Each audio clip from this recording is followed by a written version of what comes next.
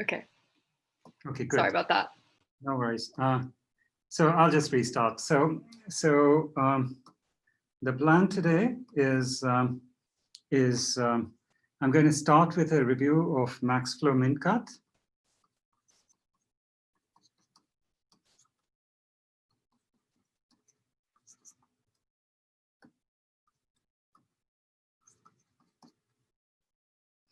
Okay, and so the reason I'll review it just to both to make sure that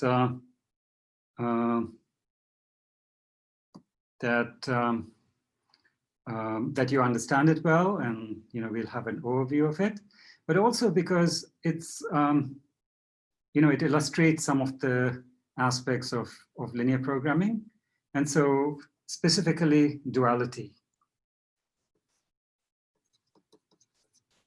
Okay, so that's linear programming duality, right? We'll also, when we are reviewing MaxFlow MinCut, we'll see how it corresponds to the simplex method for linear programming.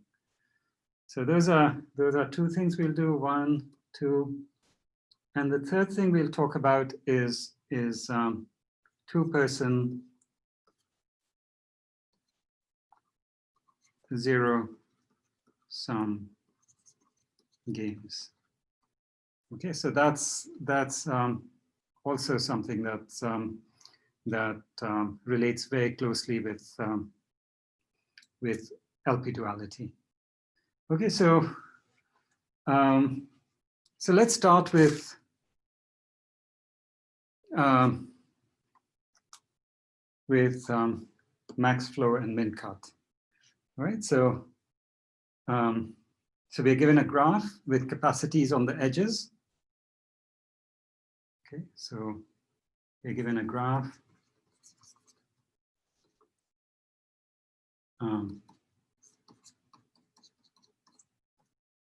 with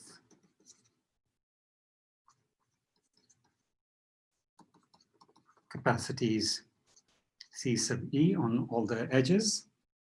And what we are looking for is a flow, and with two special vertices S and T, source and sink. And what we are looking for is a flow from S to T. And the value of F, the value of the flow, is just the sum over all edges of the form S comma U of the flow from S to U.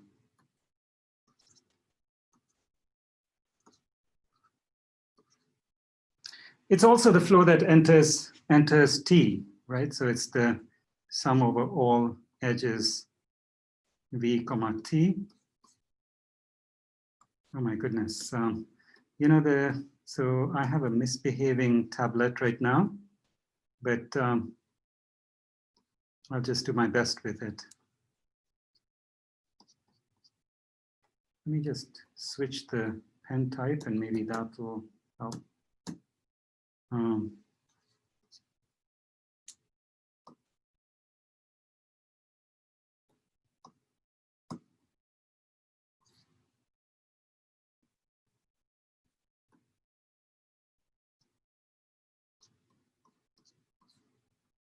Okay, so the flow entering T is exactly equal to the flow that leaves S. Now, we also have the notion of a min-cut. And the min-cut in a graph is, well, we have the source, we have the sink, and we divide the vertices into two parts. So we call this part X. That part is V minus X equal to Y. And then we look at all the edges that cross from X to Y. And we say the capacity of the cut, XY, is just the sum over all edges U, V, where U is in X, V is in Y, of the capacity of the edge UV. right? So it's a sum of the capacities of all the edges that cross from X to Y. And now what we can say about this is if we have any flow, then the value of F must be less than or equal to the capacity of the cut XY, right? Why is this? Well, this is because the value of F is equal to flow leaving S. It's also equal to the flow crossing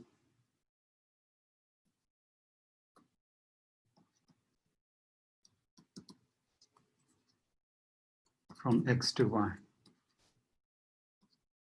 So the flow that leaves S has to cross this cut from X to Y, and the only edges it can cross on are these edges that cross from X to Y, which have capacity equal to capacity of XY. So the flow cannot be any larger. Okay. So that's one thing that we know. Therefore, we know that the maximum flow must be less than or equal to the minimum cut, right? Because the flow is, because every flow is less than or equal to the capacity of every cut. So the maximum value of the flow is also, in particular, less than or equal to the capacity of the min cut. And what we showed last time is that actually, by our algorithm for max flow, so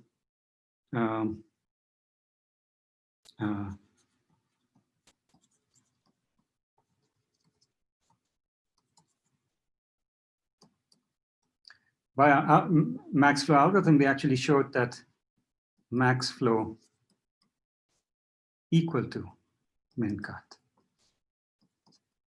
Okay, this is a very special case of duality, right? So we'll see what that means, but let's go back and look at what that algorithm looked like now. Okay, oops.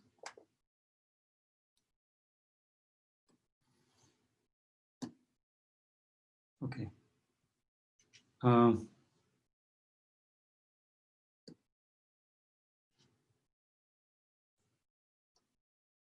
Okay, so now we had an algorithm, and the algorithm was very simple. We said, find a path from S to T, push as much flow as possible,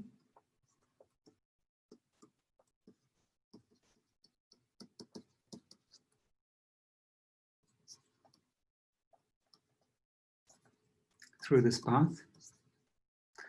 I'm sorry that the handwriting is turning out to be almost illegible, but there's something wrong with my tablet. So, I tried rebooting at the beginning of lecture, but it's really garbling everything I'm writing. So please bear with me as this happens.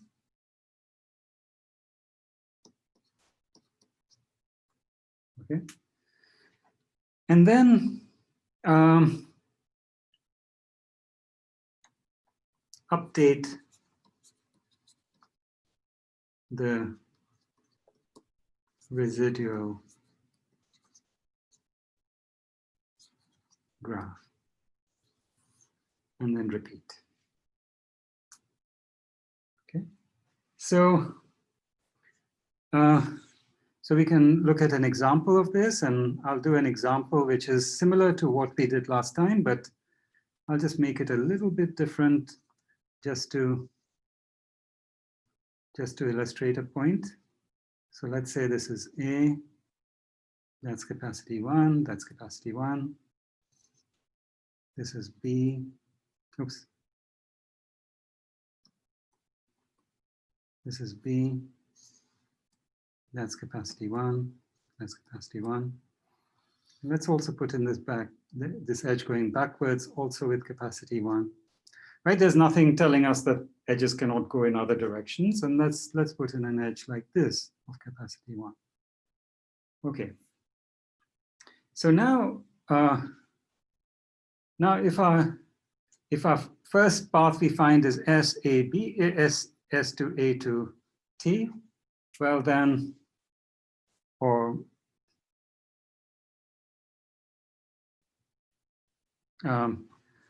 then our flow looks like this. We have a flow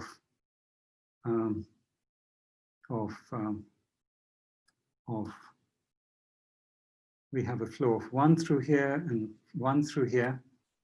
And then what we do is we update our capacities. So this capacity goes down to 0. That goes down to 0. And now in the residual graph, we have a capacity of 1 going back here and 1 going back here. Right?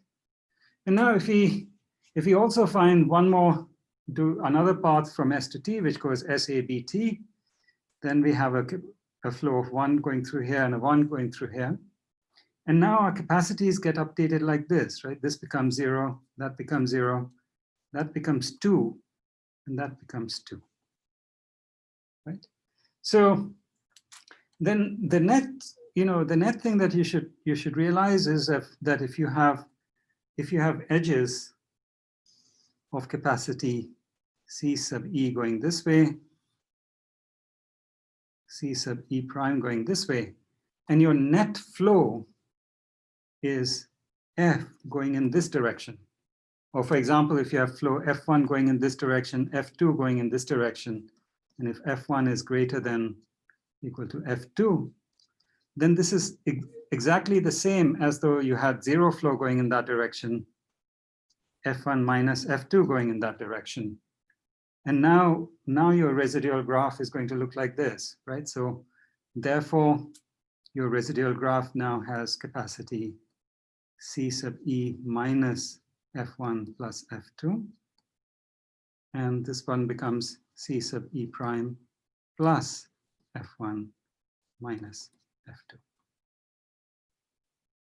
F2. Does this make sense? I'm just telling you how you do the residual graph, right? And I just told you the general case of it. Is there a question here, or is this clear? So if you have the flow forwards and backwards, F1 and F2, we're just saying we can simplify it into F1 minus F2 is the total flow.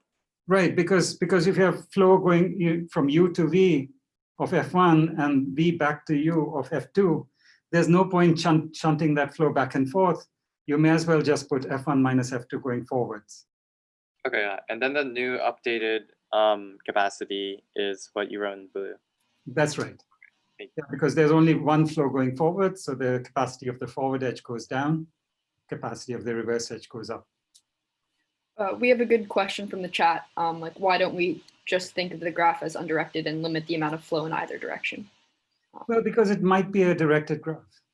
So if it was an undirected graph, then you would just have two edges of capacity, directed edges of the same capacity going back and forth, right? So a directed graph is a more general case.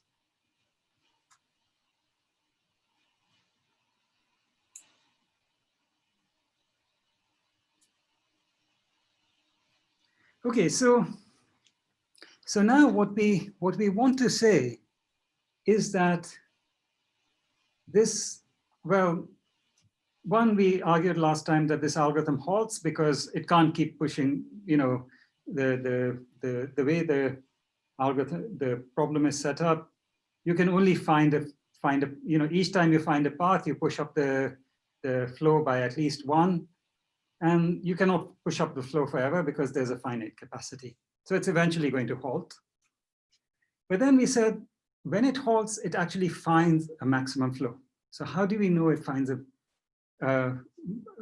maximum flow?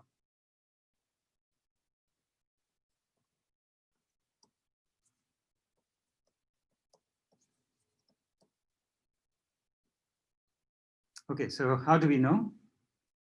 Okay, so the reason we know that is because it halts with a max flow plus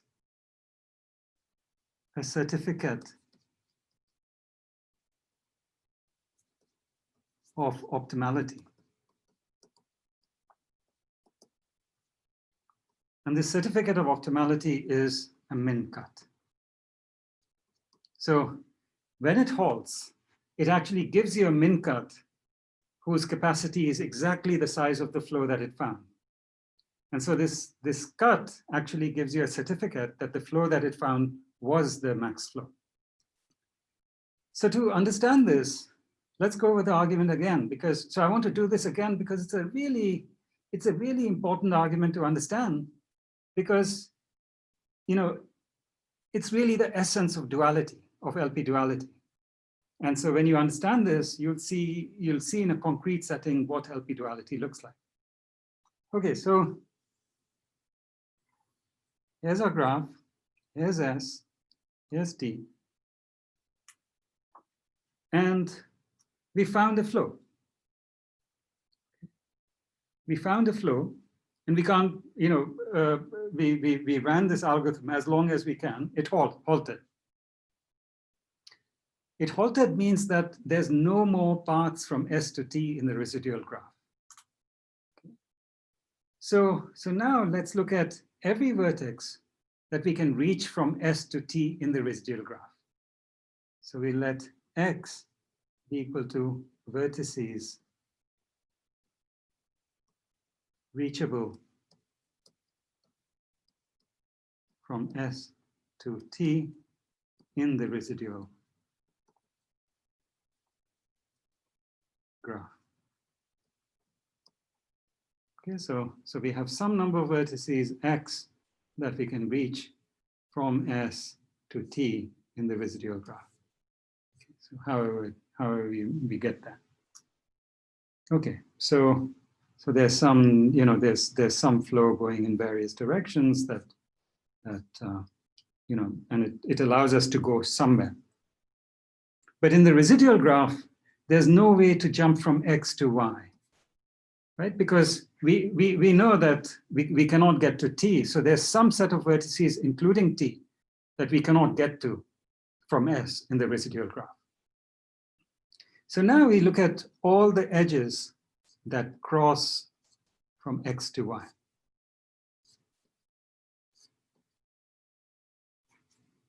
Okay. Now I claim that all these edges must be completely saturated.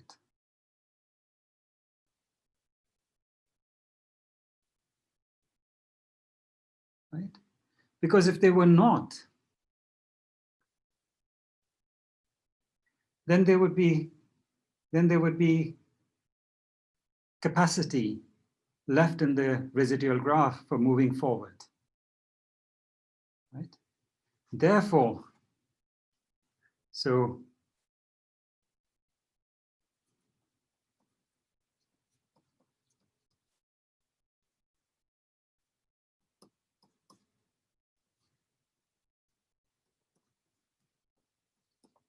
all edges from X to Y must satisfy the condition that f of uv is actually equal to the capacity of uv.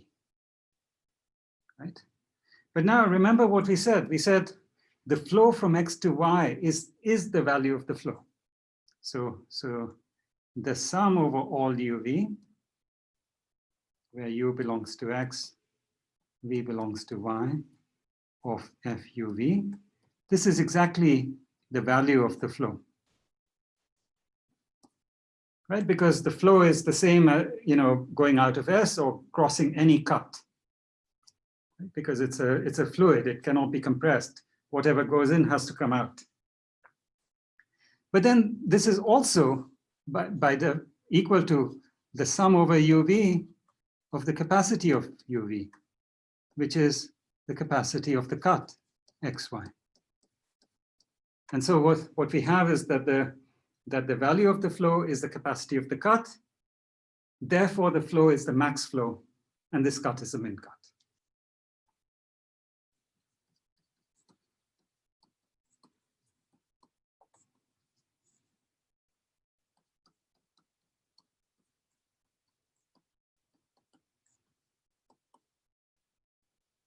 right? You see the reasoning there, it's really quite nice, right? Because we said any flow is smaller than any cut. So if the two meet ever, then this must be the maximum flow, that must be the minimum cut.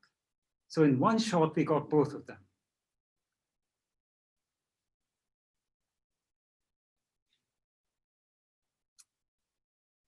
Is that clear? I think there's a question in the chat that asks, why is it called a certificate of optimality? Well, it gives you a, so suppose somebody ran this algorithm and it took a really long time. And then they come back and tell you, look, here's the maximum flow. Now you look at it and you say, okay, it sounds plausible to me, but how do I know it's the maximum flow? Well, if in addition to the maximum flow, they gave you the cut, then you could quickly look at it and say, okay, well, I can see the edges going across the cut. The entire capacity is this much. That's exactly the value of the flow you handed me. Therefore, I'm now convinced what you gave me is the maximum flow.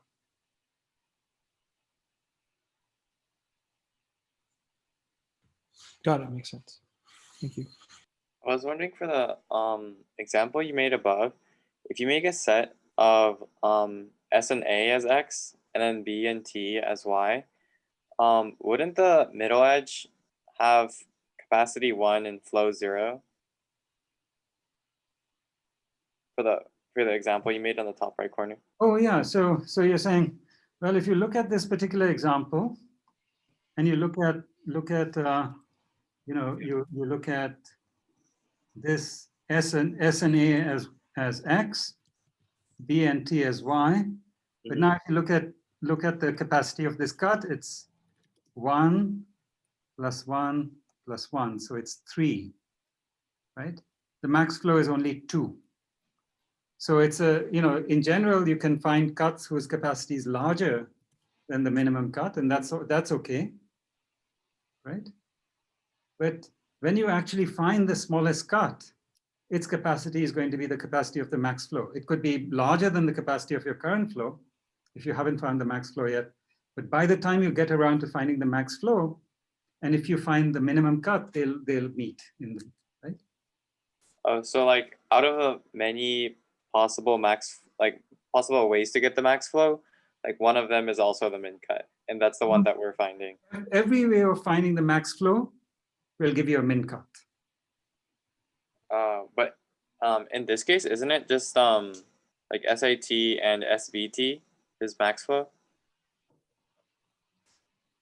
SAT and SVT is the max flow, yes. But then isn't there the one in the middle that has flow 0 but capacity 1? Yes, but when you have a max flow, you can definitely have many edges which are not saturated, right? There's nothing wrong with, so if I were to give you a graph like this, there's S, A, T. This has capacity 1, that has capacity 50. Okay, what's the max flow? The max flow is only 1, right? This edge is not going to be saturated. Right? The edge of capacity 50 is not going to be saturated, so there's nothing wrong with that. The min cut is right here. Oh, okay. So as long as we can make the min cut, then we're fine. Well, when you find the max flow, you will automatically find a min cut. Oh, okay. Can I add something? I think. Yes. So I think like in this example that you see above with S, A, B, and T, you see that after we looked at this flow, some edges have now residual capacity 0. So you should think of them as just, if you have residual capacity 0, like these edges are sort of not there, right? So meaning what is reachable from S is only S itself, and A and B are not reachable from S any longer, because we have residual capacity 0 on them. So the cut will be S versus everything else in this case. Oh, okay. I think I was confused on what min cut meant. Thank you. Great. We also just have some clarifying questions on the definition of CE versus CE prime, and then the statement of how you've set up the proof by contradiction between the X side and the Y side. It might be good to go back over those. Okay, so this example that I, that I had over here, this example was an example just saying, how do you figure out the residual graph in general? So I said, look, in general, you might have two directed edges between U and V, one going from U to V and one going from V to U. And I thought of the edge from U to V as E, the edge from V to U as E prime. So the capacity of the edge from U to V is C sub E. The capacity of the edge from V to U is CE prime, right? And then I said, well, suppose you also have a flow F1 going from U to V and a flow F2 going from V to U. Well, that's a bit wasteful, right? To send flow from U to V and V to U, it's, they'll cancel out. So just cancel them out. And now you have a net flow. If F1 is larger than F2, then just cancel out F2 and just say that there's a flow of F1 minus F2 going from U to V. Right? That's the net flow going from U to V. So now to figure out the residual capacity, you'll just reduce the capacity of the edge E by F2 minus F1 and increase the capacity of E prime by F1 minus F2 and increase the capacity of E prime by F1 minus F2. So that's what we did.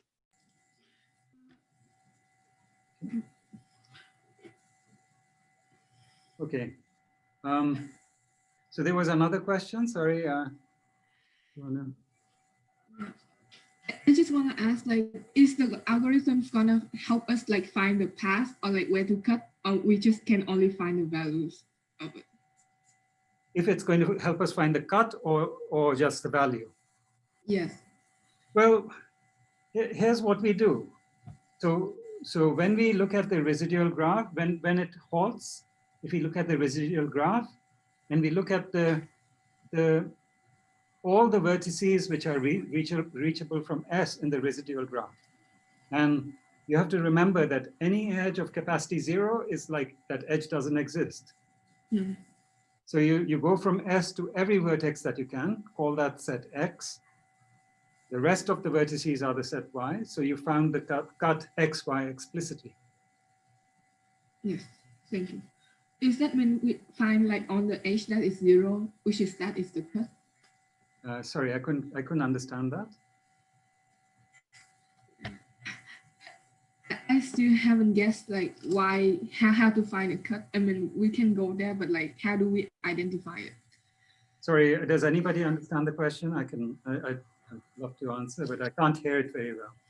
I think the person asked if like how to identify the cut. What does it mean to identify the cut? Or yeah, like how, or yeah. What does it mean to identify the cut? Or like, how do we find it? Using like BFS or? Any algorithm of your choice. You're just trying to see, given a graph, what are the edges, vertices reachable from S, right? Given a directed graph, you're trying to find which are the vertices reachable from S. So you could do breadth first search, depth first search. You could do whatever you want in order to find that. Yeah. Oh, thank you. I get it now. Yeah. Professor, I have a quick thought. So which means if we can use the BFS to find all the vertices that can be reachable from S, which means we have already figured out the minimum cut at the process? Yes. Okay, thank you. I have a question. So what does it mean X is equal to vertices reachable from S to T? I don't understand the 2T part. From S. Sorry, that's a typo. That should not be there. You're right. I see. So it's basically the way we formulate the cut XY is just going to look at the residual graph, and to see in the residual graph, X will just be the vertices reachable from S. Yeah, absolutely. You're right. I see. And the residual graph may not be unique, right? Why is that? So I was thinking like yes, for the last Thursday example. So maybe sometimes we don't need to go with the middle edge, and we just never create a reverse edge for that middle edge. Well, you know, if you look at this prescription that I gave here for creating the residual graph, then it's unique, right? So you look at the flow going from, for every pair of vertices, you look at the flow from U to V, V to U. If there's a flow in both directions, you reduce it to going in only one direction, whatever you cancel it out and it's going only in one direction. And now the residual graph just decreases the capacity by that flow in the forward direction and increases the capacity in the reverse direction. So does that mean if given graph G and we want to find the max flow, like no matter how we break the tie arbitrarily, we will always result with a one unique residual graph? If you're given the flow network and you're given a flow, the current flow, then the residual graph would be unique. What if we are only given the G and we just want to find the max flow and there might be two different max flow? Then then the two different max flows will give you two different residual graphs.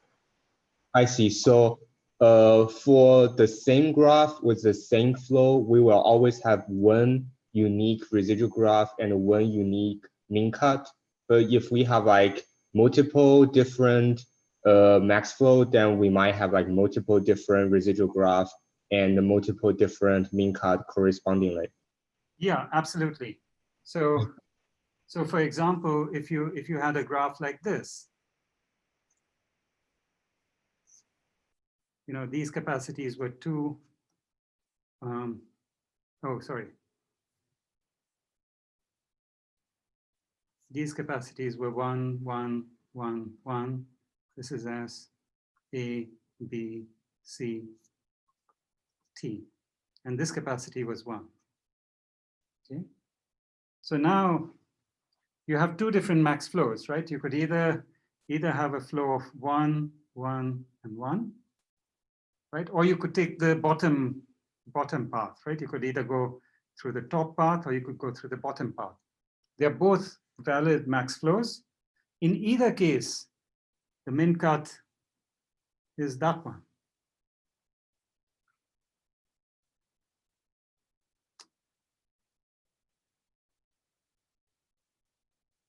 Oh, is it that one? No, I see. So you actually have two different min cuts, but okay, all right. But if I'd well, so in either case, sorry, in either case, this is a min cut. You can actually find other min cuts as well if you look at it, but that's okay. This is a common min cut in both cases. Okay. In order to find the min cut, we're doing EFS and then counting the total capacity of the outgoing edges from each vertice work. I'm sorry, I didn't follow. If you count the total capacity of the outgoing edges at each node, and then you take the minimum node, would that be sort of like the min cut? No, that's not the min cut. That doesn't have to be the min cut.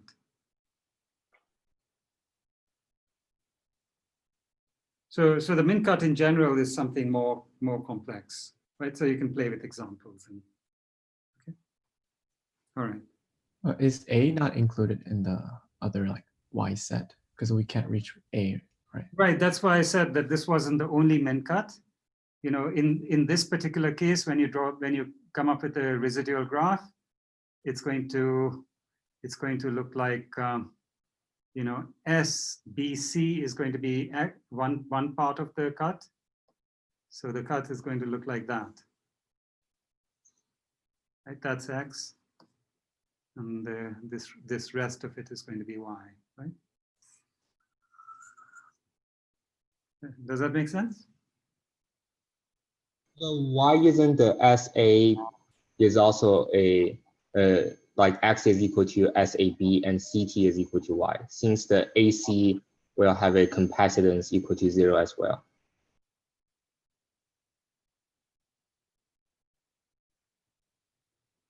Oh, I'm sorry. Sorry. This was wrong. What I did was incorrect. Sorry. Sorry. The cut that you would find is this one, right?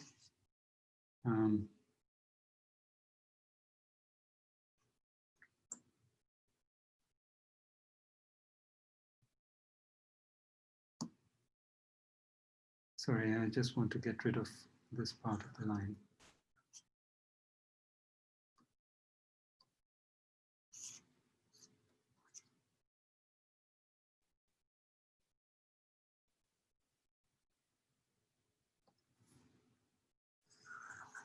That's what the cut would look like. It would be S, A, B, C, and T. Okay. Sorry, S, B, C, and T. And A would be on the other side of the cut. So this would be X, and that would be Y. Oh no. Sorry, I'm making a hash out of it. So what's reachable and what's not reachable here? So these are the ones that are not reachable. That's the only one that's reachable, is it? Or I think everything is reachable except for T. no, because we had one unit going this way, and this way. Should there be BC be reachable? Sorry, I'm not sure. Okay, so this is to because you have the residual edge going from C to A. So since you can go from S to B and from B to C and from C to A, then you can reach A. Okay, so I've actually lost track of what the example was. That's the problem. So I don't now remember what the example was, but if somebody remembers it and can say what the cut is, then I'm happy with that. Looking at the box diagram, can we assume that F sub 2 is numerically equal to C sub E minus F sub 1? Sorry, okay. Let me just say what I think the answer here is, and then we'll move on. So I think the answer here is this was X, and A and T was Y. Okay, so that's what this example was, for what it's worth. Okay. So S, B, C was X, A and T was Y in the example that I've given. Okay. All right. So let me move on, because unless there's a pressing question. Okay. So now what I'd like to do is, okay. Sorry. Let's go back to this for just one more moment. So so there was one thing was that max flow min cut was a certificate of optimality. This, the fact that flows and cuts are duals of each other. This is something that will help us understand the same concept in LP. The other thing that max flow illustrates through this algorithm is what the simplex algorithm looks like when you're not running it on a two-dimensional example or a three-dimensional example, but on a general n-dimensional example. So we saw that there's a max flow LP, and that involves large number of variables. There was one variable for each edge. So the number of edges, the number of variables was equal to the number of edges. And it turns out that the simplex algorithm would do exactly what this algorithm does that I outlined here. So in fact, what your simplex algorithm would do is it would start with a zero flow on every edge, and then it would pick a path from S to T, and it would push as much flow as possible through that path, and then it would find another path from S to T in the residual graph, push as much flow as possible, and so on. And of course, there are many possible paths to choose at every step. So that corresponds to moving from one vertex to a neighboring vertex in this polytope. And there are many neighbors, so you have a choice. So at each point you have a choice which neighboring vertex you're moving to. And so you move from vertex to vertex, improving the flow at every step until you reach the optimal value. And when you reach the optimal value, there's some local condition that tells you you're done, because this is a proof of optimality. Okay, so that hopefully gives you a sense of what about LP. Let me just say one more thing about it, just to show you that that in general LP can take an amount of time which depends not just on the number of variables and number of constraints. It actually also depends upon the capacities or other constants that occur in the LP. So in particular, if you look at this very simple example that we've been playing with, which looks like this, as a T with capacity 1, 1, 1, 1. Okay, but now suppose instead this capacity was 100. Now you could, if you wanted to, the first path simplex might find is it might go this way. It might push a flow of 1. Oops, sorry, I didn't want that. What I wanted was, I wanted to change not this capacity, but I wanted to change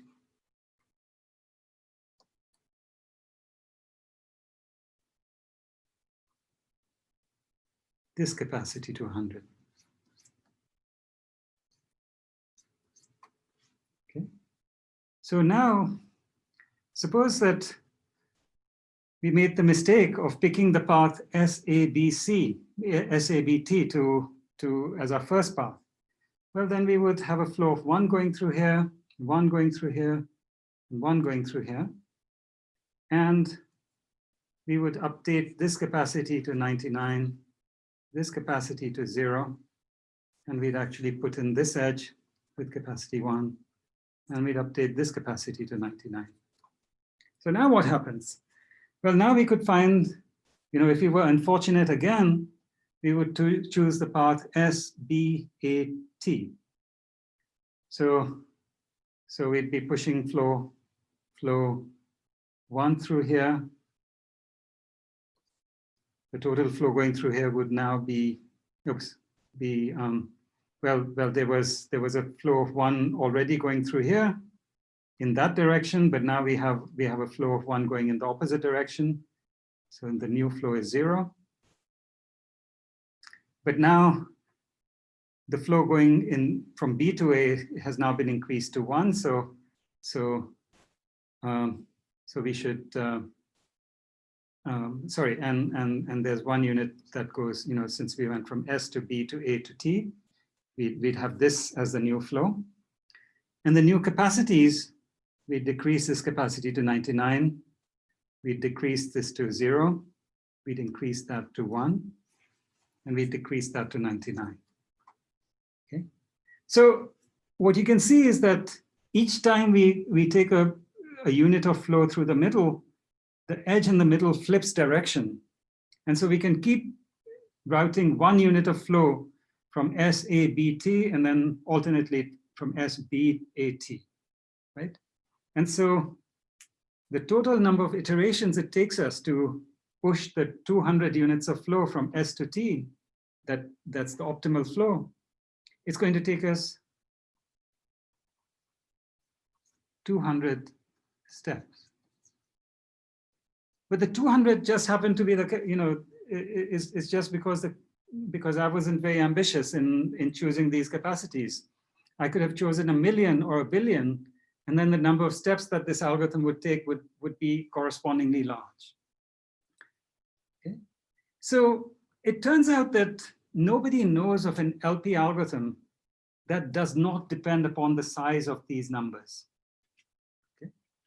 I mean, you can make the dependence very good, much better than what we had here, but nobody knows how to make it independent of the size of these numbers. What we do know is that for the special case of network flow,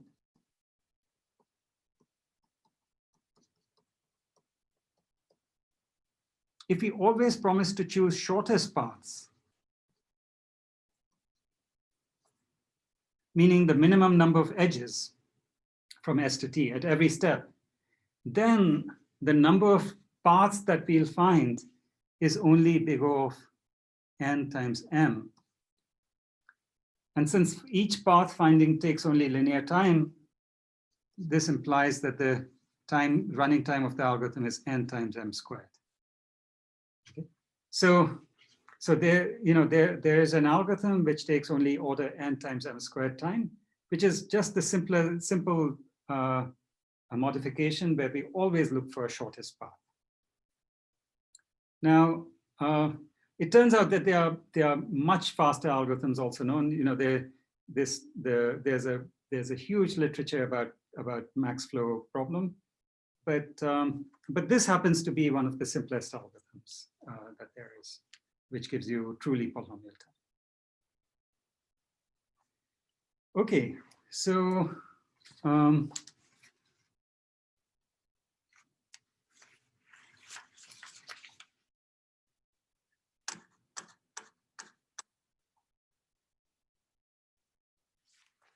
okay, so now what I'd like to do is I have a small amount of time left. So in that time, I at least want to go through LP duality. And we'll see if there's any time to talk about games. I think I may be out of time, but let's just do the best we can, and then we'll postpone games to the next lecture. Okay, so let's look at an example that we studied in the first lecture on LP, where we said there are two kinds of beers. There was pale and brown, and we had constraints on the demand. And we also had constraints on the production, we had limited production capacity. So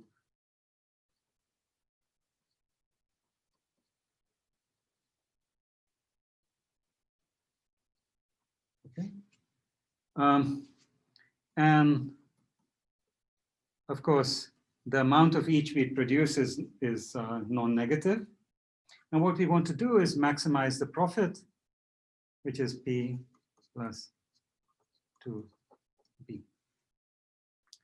And,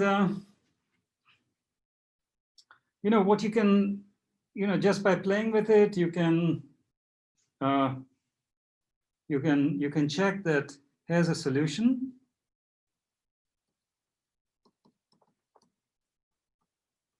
Is P equal to 150, B equal to 300, and the profit is equal to 750. So now you could ask, how do we know that we can't do better? Is it possible that we could do better? And there's a very simple way of checking that there is no way of doing better. And the way you check that is you take these two inequalities and you add them together. Okay, so when you add them together, what you get 2P plus 4B is less than or equal to 1500, which means that P plus 2B is less than or equal to 750. Right? So that tells us that we cannot possibly get a profit of greater than 750 using these, with this LP. Right? We are trying to maximize the profit. We found a solution which gives us a profit of 750. And just combining these inequalities tells us that there's no way of doing better. So now let's try to, we were lucky here that we happened to observe that we could add these two inequalities. But how do we do this in general? Okay, so what we are going to do is we are going to multiply each of these inequalities.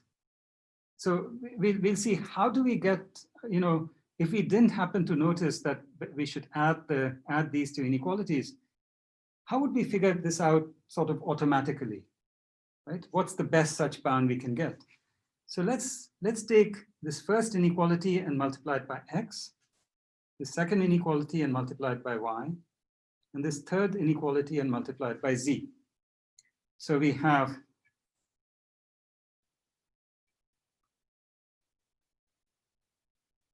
x times p is less than or equal to 400x.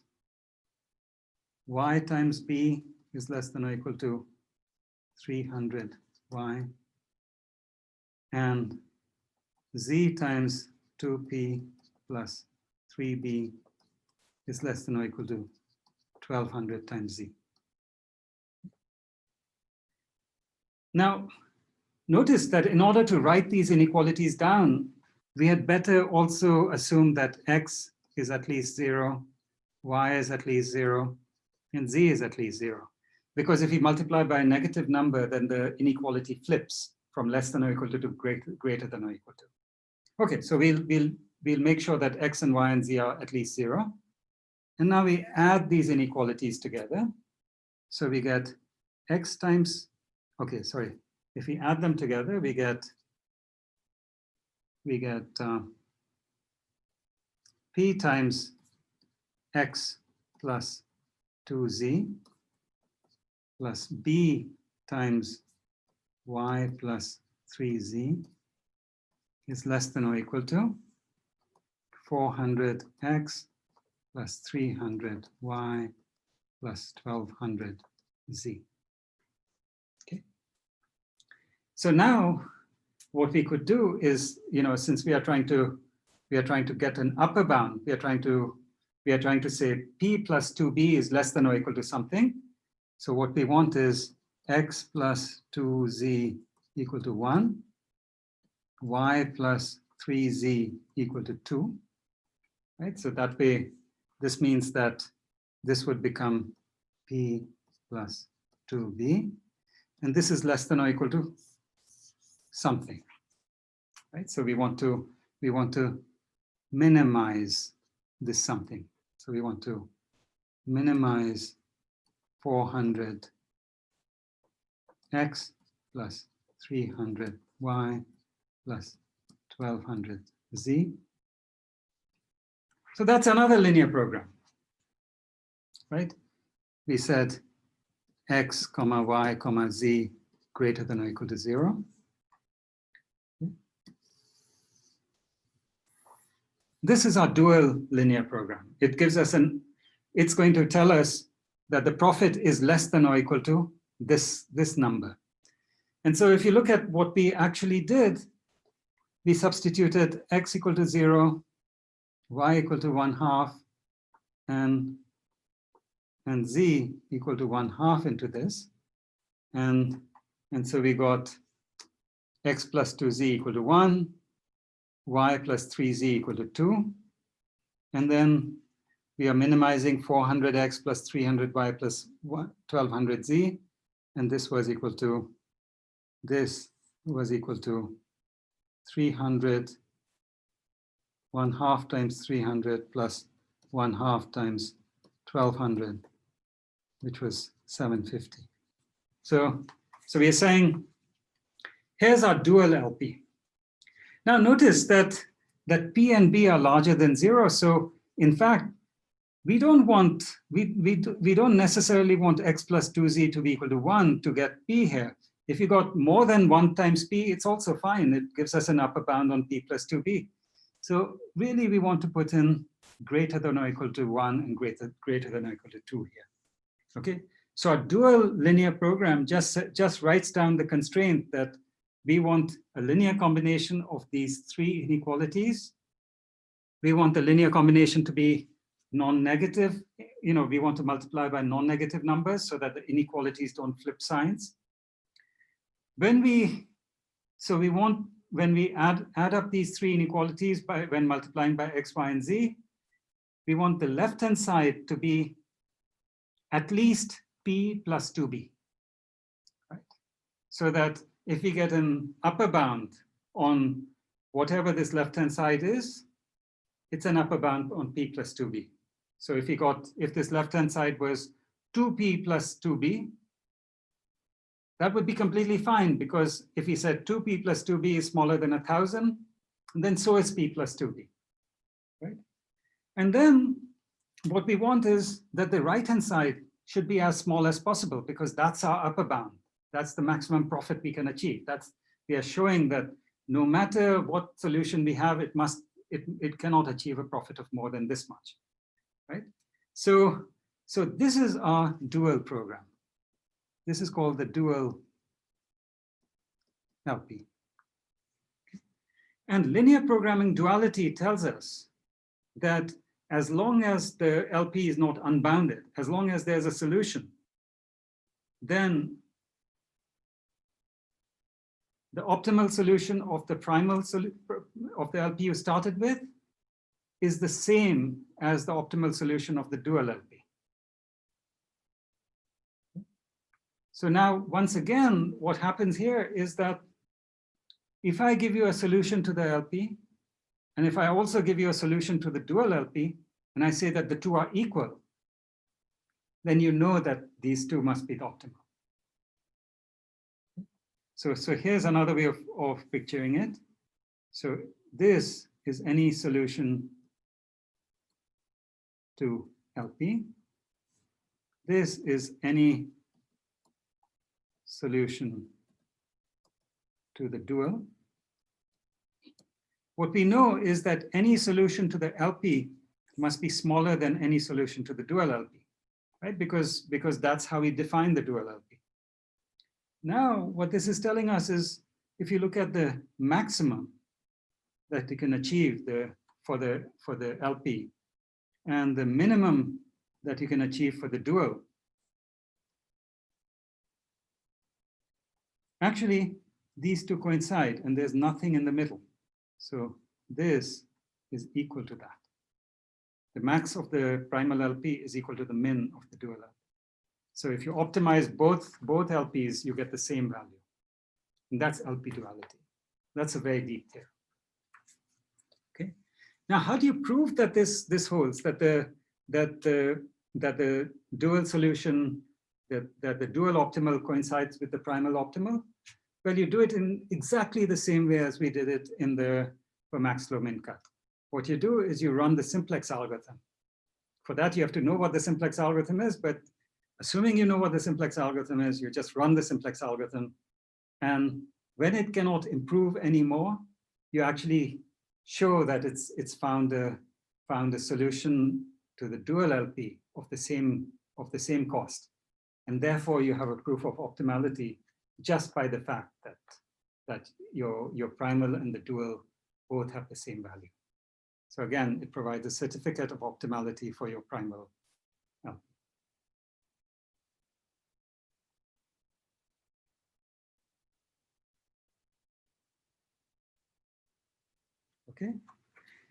Okay, so let me just spend a few minutes describing to you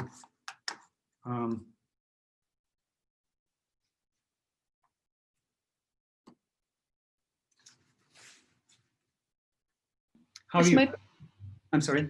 Sorry, I just want to say this might be a good time for a few clarifying questions. Oh yeah, sure. There are a few questions that just came up in the chat asking if it's easier to calculate the dual than the primal in some LP instance, and whether or not we always find a solution by this method, or if there's a case when this fails. Those are good questions to start with, I think. So certainly it could be the case that the dual is easier to solve than the primal. And that's always a good thing to watch for, certainly. There's also something called the primal dual method, which we may talk about very briefly here, but it's something very interesting where you have, you can think of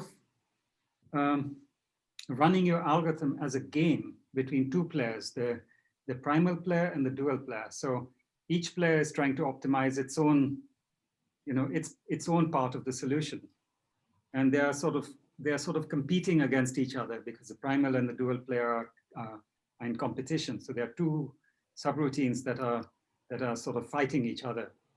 And in the process, what happens is that the primal solution keeps getting better and better, but then it keeps providing more and more constraints for the dual player, and then the dual player, in trying to meet those constraints, starts getting a better and better solution, and they both converge to the optimal solution together. This is something that that you've probably seen in real life. In terms of when you're playing sports, you're competing with somebody else, but that competition is very cooperative, because when you compete against somebody else, you're both getting better at doing the same thing.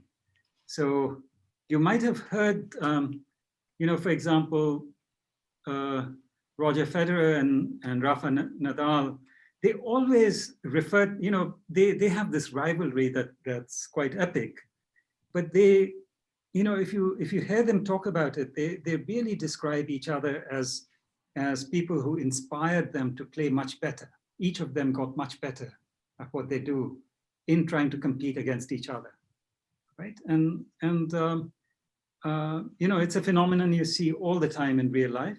When you're competing, it helps you get better. And there's a significant sort of slice of algorithm design which relies on this principle as well, of training one algorithm against another and have them both do well and get towards optimal.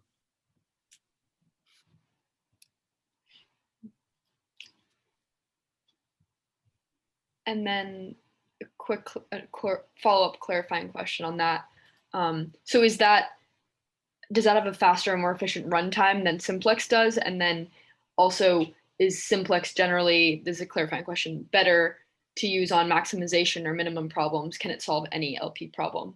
That's another one from the chat. Yeah, so so the Simplex algorithm has been refined over time with various heuristics. It does very well. There are also other algorithms for LP, interior point methods that that have also been refined over time. And so, at this point, there's a lot of know-how about how to attack various linear programs well. There's a suite of algorithms, and how do you attack them? The primal dual algorithm that I was describing, so just as network flow, you have a special purpose algorithm that does better than Simplex would do, because we understand, it's a special case, so we can do more interesting things, like always augment along the shortest path. That's not really available to us with general linear programs. So similarly, when there are specific kinds of problems with specific structure, then you throw this primal dual algorithm at them, and you have to design these algorithms from scratch. So it can take some ingenuity to design if you're doing it from scratch. But there are many algorithms that have been developed using that kind of paradigm already. Could you please briefly explain why the constraint x plus 2z can be greater than instead of only equal to 1? Yeah, so remember, we are trying to show, so what we are trying to show is an upper bound. We are trying to say p plus 2b must be less than or equal to some amount, right? So, right, this is what we are trying to do. So suppose I show you p plus 2b, well, it's definitely less than or equal to 2p plus 2b. And suppose I told you 2p plus 2b is less than or equal to 1,000. well, then you know that also p plus 2b is less than or equal to 1000, right?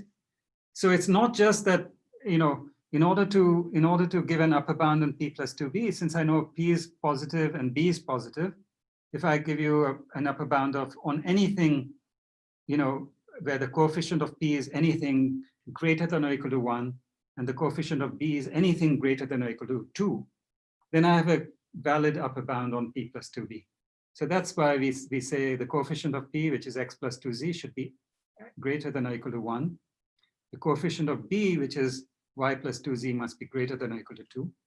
And now, whatever upper bound I got, this must be a valid upper bound. So now I want to minimize this upper bound. So that's what I did.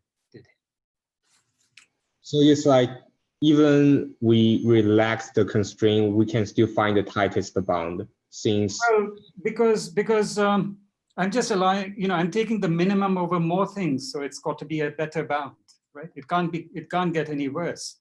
I allowed you to have x plus 2z equal to 1 and y plus 3z equal to 2, right? I'm actually allowing you more things to try, and I'm going to take the minimum of all of them. So it's going to be at least as small. It can't get bigger.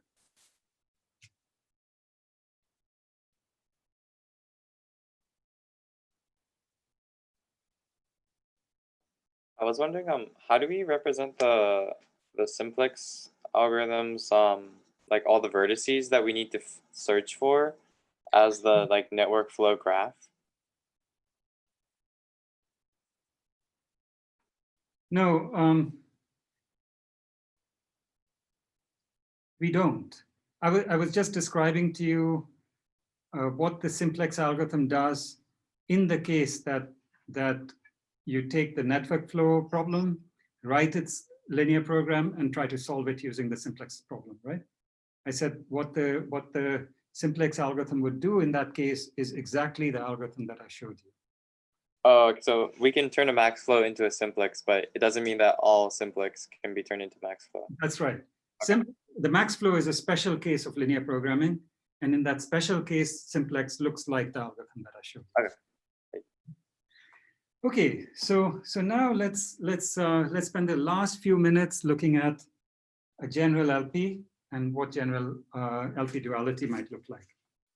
So if we look at the same kind of LP that we've been looking at so far, where we are trying to maximize a linear function, so we have n variables, x1 through xn. We are trying to maximize c1, x1, plus so on up to cn, xn. And we have linear constraints, so we have m linear constraints. You know, so we are given constants a11 x1 plus so on a1n xn is less than or equal to b1. So the aij's and bij's bi's are constants. And so I have m linear inequalities. And then we also throw in the constraint that the xi's are at least 0. Okay. So that's a general form of a linear program. Right? The way we can write this down in matrix notation is we can write down a vector x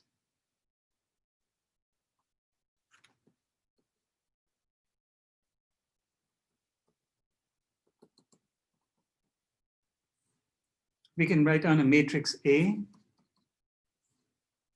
which is A11, A1n, AM1, AMN, right?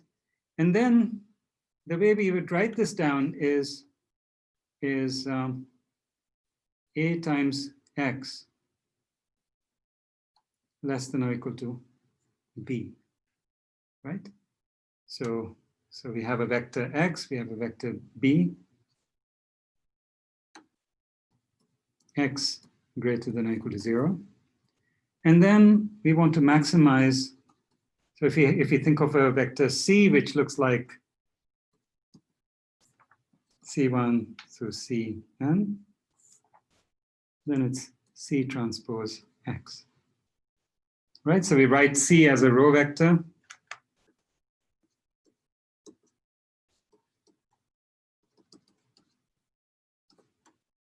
Right, so when you take C transpose times X, you just get C1x1 plus C2x2 plus so on. Okay, so that is our LP. Right, that's a shorter notation for the same LP that we wrote down. Okay, so now what we'd like to do is write out the dual of this LP. And so when we are trying to write out the dual of this LP, what we do is we want to take each of these constraints and we want to multiply it by a new variable. So we have a variable with which we multiply the first constraint, y1, we multiply the second one by y2, and the mth one by ym. So now, what do we want from this? Well, we want the coefficient of x1 to be at least C1, right? But what's the coefficient of x1 when we add these together? Well, we'd have y1 times a11 plus y2 times a21 plus ym times am1. So that's what this constraint tells us. y1 times a11 plus so on up to ym times am1 must be at least C1. Okay, so now similarly, we write down the constraint corresponding to x2. So what we want is y1 times a12 plus y2 times a22 plus ym times am2 must be at least C2. And that's what the second constraint tells us. And for xn, the constraint is just going to say y1 times a1n plus so on up to ym times amn must be at least Cn. Okay, now in order to add these inequalities together and not in order for the inequalities not to flip sign when we multiply it by these yi's, the y's must be at least 0. And now, what's the upper bound we are getting? Well, we are getting the upper bound of y1 times b1 plus y2 times b2 plus ym times bm. We want this to be as small as possible. So we are minimizing b1, y1 up to sum up to bn, bm, yn. Okay, so now we could write all this down in our matrix notation. So our primal LP, remember, was A times X less than or equal to B, X greater than or equal to 0, maximize C transpose X, right? And now what's our dual LP? Well, we want Y transpose times A greater than or equal to C.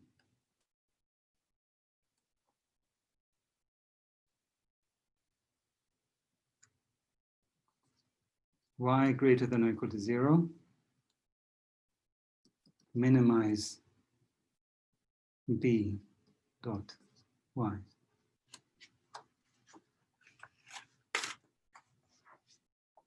Okay, so in other words, what we did here is we wrote down y1, y2 through ym,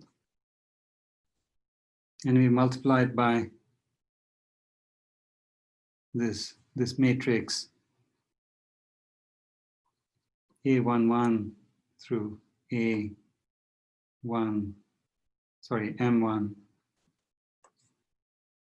a1n through amn, right? And so when you multiply it by this, this row by that column, you get this first equation inequality here. So we want that to be greater than or equal to C1. This row times this second column, that's that thing, greater than or equal to C2, and so on.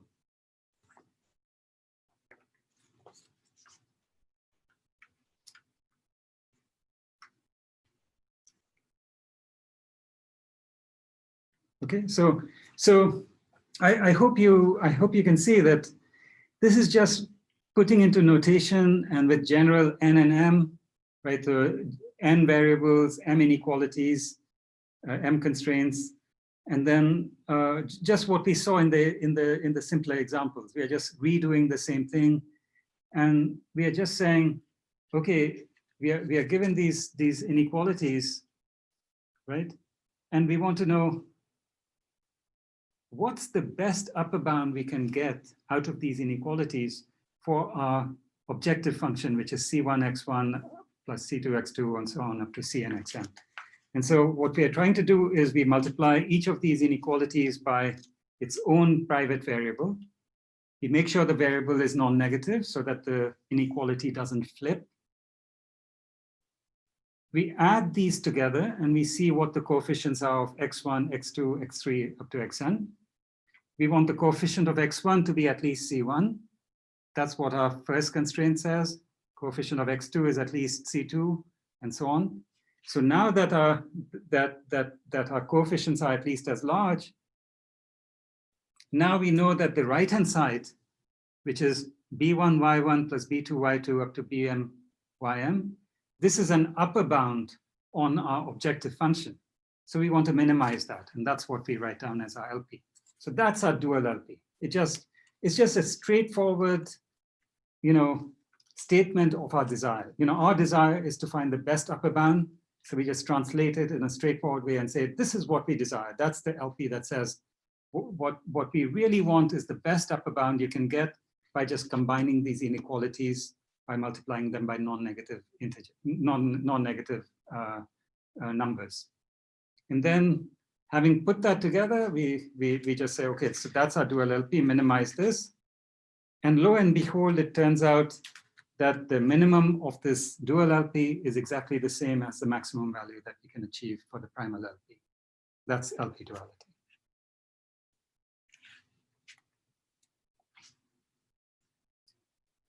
Okay, so questions?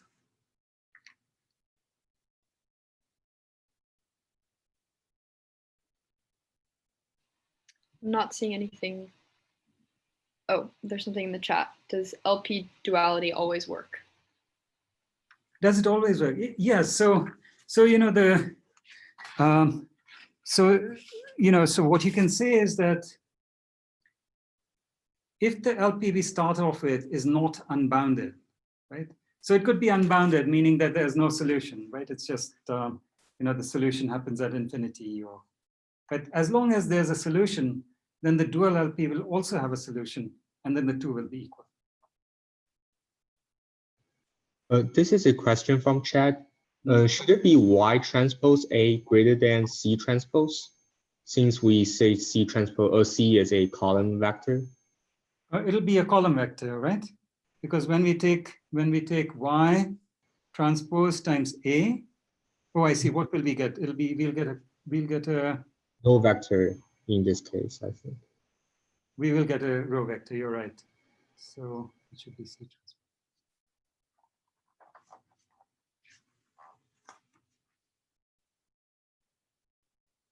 Yeah. And can we go to the previous slide really quick? Mm-hmm.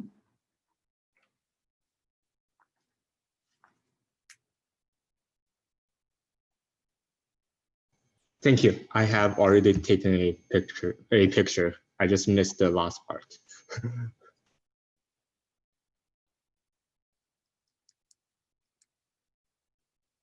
Okay, any more questions? Yeah, Professor. So what's the significance of the fact of duality? So yeah, like what's the bigger picture behind this? So like, why do we have to know this fact if we can already solve it through like simplex?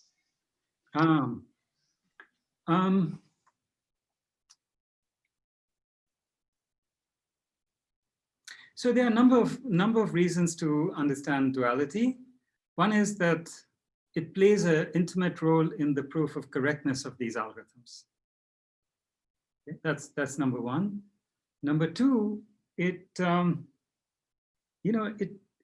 out to be, as I described it, when you have the algorithm, when you have an LP and it's dual, and you're either trying to solve a problem exactly, or you're trying to it turns out, there are certain problems that you cannot solve exactly using a linear program, but you can find approximate solutions using linear programs.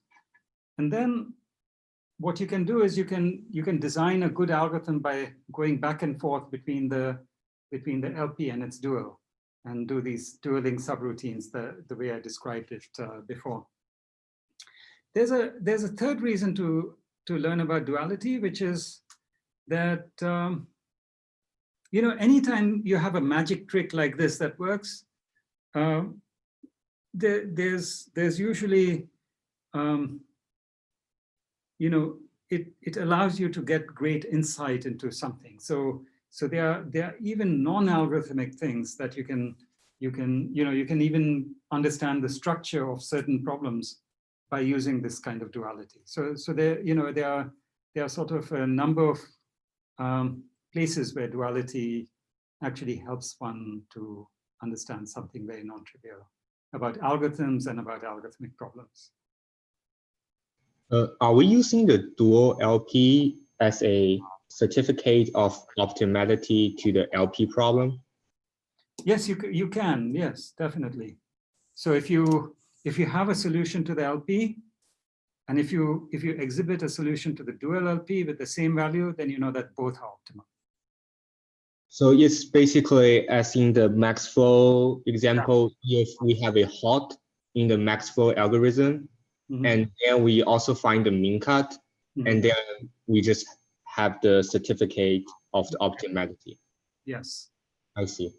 And so in our case, it seems like we are able to solve dual LP like a little bit easier. So what if like we fail to solve the LP and the dual LP simultaneously? Then I'm sorry, I'm not following the question. okay, so in our example, like we first find the solution to the LP problem, and then we also find a solution to the DP and the dual LP problem to prove the optimality of the LP solution. But what if it's very hard to find a solution to the dual LP solution? Then how can we verify the LP solution is optimal?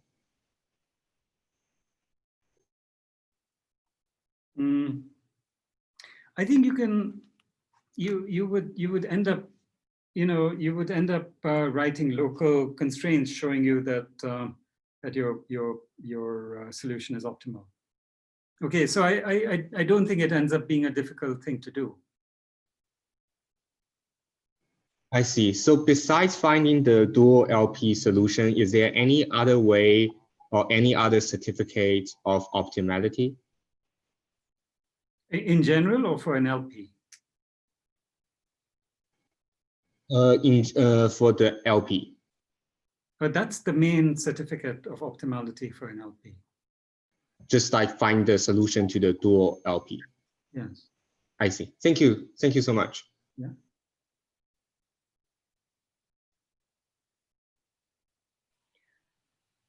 All right, I'm going to stop the recording, and I think people can still ask questions, but I have to head out.